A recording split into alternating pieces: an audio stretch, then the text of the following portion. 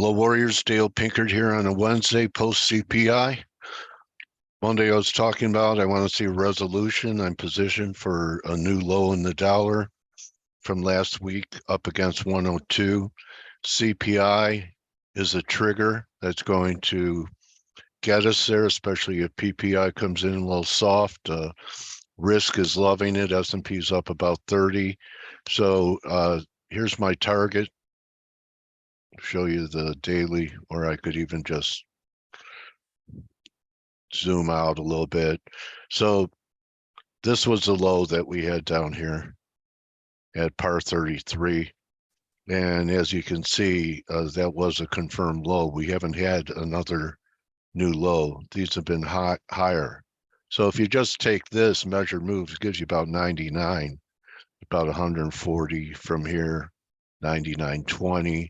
Anyway, under the par handles when you should start paying attention for potential reversals, or if for some reason maybe the number it's a day-to-day thing, you do the right thing and tomorrow will take care of itself. But you know, you have to be flexible and you have to be tactical, which means if you shorted the market on my call last week, the Dixie, that you've taken some partial profits, you have over 100 pips on it. So these are my approximate targets to the upside. We still have some work to do. This is held. Euro really shouldn't take out 109.40, but I'm looking for new highs where we could actually trade up towards this weekly moving average, which is coming in right up here. We have an inside week, maybe it would be next week, around the 112 area. The pound has been acting stronger all the way up. Maybe that's going to be your first indicator. And I was talking 127.5. We're about 100 pips away from there and diverging up here. So I think the pound's going to be a good short, about 100 higher or so. And perhaps this is drive 1, this is drive 2, and then what we'll need is to negate the breakout under 125.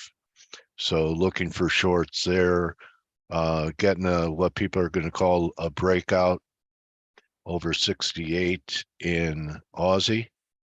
As you can see, the 68 level's been pretty strong. I'm looking for a little bit over 69 to be a seller, and then looking for 63. I don't think there's going to be as much downside in Aussie as there will be in Euro, because Euro, I think, can fall all the way back towards 103 and possibly, you know, give us a test of near parity.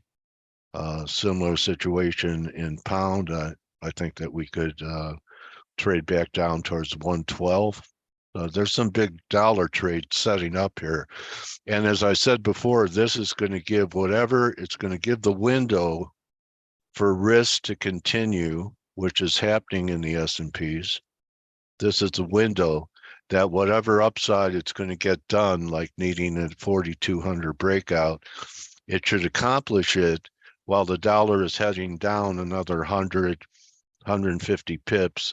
And this is when gold should also be shining, and we're not quite there in the dollars. So as far as gold shorts, I want to see where gold is at and silver is at when the dollar's trading in the 99 range for potential shorts.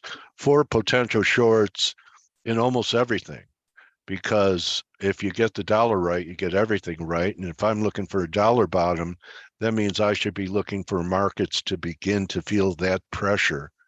I'll keep something like maybe the VIX in mind here. We're not going to confirm at new lows. That's a possibility. Copper is really giving some pretty negative signals itself. This time we broke down, tested it, and we're on our way to new lows. And we're getting this, you know, not huge decline in yields, but getting a decline in yields. So we'll see. TLT is it's very important. I don't know if we're going to break out, but on this number that, you know, people thought was at least construed by the market as being positive, we're coming into the moment of truth for either lower yields, and will that be supportive for the market, or do we get the lower yields because there's a flight to quality in the bonds?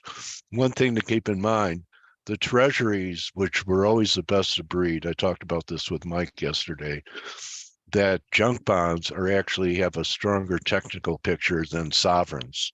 So the market is shunning sovereign debt and favoring junk over sovereign.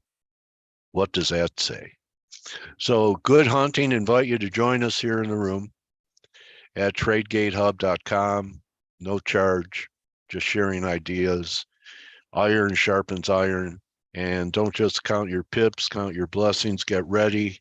You know, I think we're headed towards some very significant inflection points, all revolving around this thing, the buck. I have David's with us, David H. Contrarian. So David's going to be with us tomorrow. You want to hear some bullish targets in metals and want to hear some bullish targets in the market. And you want to know why in this environment with all the worries that are out there. Tune in to hear David tomorrow.